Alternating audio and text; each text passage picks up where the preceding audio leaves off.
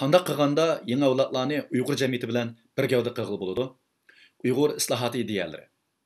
Yangi avlodlar har qanday millatning kelgusi uchun intayin muhim. Navbatda Uyg'ur millati vatan ichi va sirtida yangi avlod kirisiga duch kelyapmiz.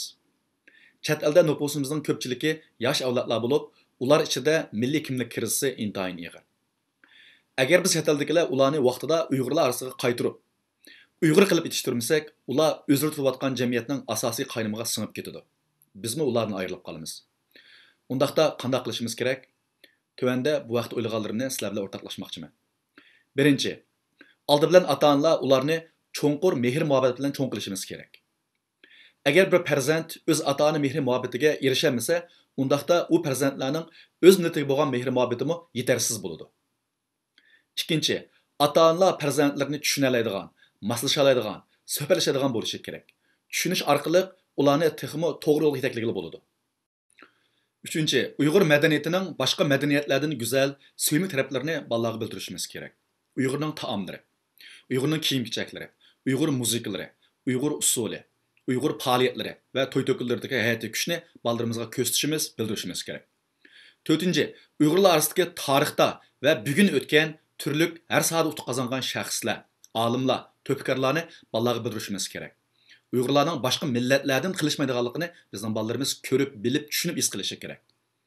5. Uyg'ur jamiyatidagi turli nachar illatlarning normal ijtimoiy hodisa ekanligini, har qanday bir millatda ortiqchilik va kamchilik teng mavjud bo'lganligini bolalarga bildirishimiz kerak. Agar biz millatimizning yaxshi taraflarini ko'plab tashviq qilsak, bolalarga bildirsak, bolalar buni qabul qiladi. Agar bolalarga yomon taraflarini ko'plab so'zlasak, ko'rsatsak, his qildirsak, bolalar o'z millatidan nafratlanadi, saskinadi. Şuna təşviqat intayin mühim. 6. Yaşlarını Uyghur cəmiyyətindəki türlük ammavi fəaliyyətlərə aktiv qatnaşdırış kerak. Bunda qılğanda ular özünün təvəllük duyğusunu tapıdı. Cəmiyyət bilan təng yetilib çıxıdı.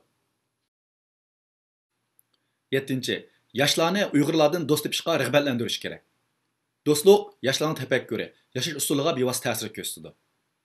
Balalarning Uyghur dostlari ularning kelgusida Uyg'urlar bilan aralashishga bevosita turtki bo'ladi. 8. Yangi avlodlarni Uyg'urlar bilan to'y qilishga da'vat qilish kerak. Nikoh jamiyatining kichik ko'zniki va uli. Agar bolalarimiz Uyg'ur bilan oila qurolmasa, jamiyatimizning asosi yiqilgan bo'ladi. 9. Bolalarimizni Uyg'ur jamiyatining bak hurmatlaydiganligi, yaxshi ko'radiganligini bildirish. Bolalarning Uyg'urlar uchun intayin muhim ekanligini bildirish kerak. Bundaq bo'lganda bolalar o'zlarini yaxshi ko'radigan bir jamoat uchun kurash qilishni xohlaydi. Shundaqla bolalarimiz xato sodir qilganda ularni o'ch ko'rmaslik, fursat berish, ularning aman to'g'ri yo'lga qaytadiganligiga, Uyg'ur jamiyatiga qaytib keladiganligiga izlanish va fursat berishimiz kerak. 10. Uyg'ur tilidagi kitoblar orqali o'rtaq til va tafakkur muhiti yaratishimiz kerak. O'qigan kitoblar o'rtaq bo'lsa, tavallik tushunchasimi, tafakkur usulimi asosan o'xshash bo'ladi. 11.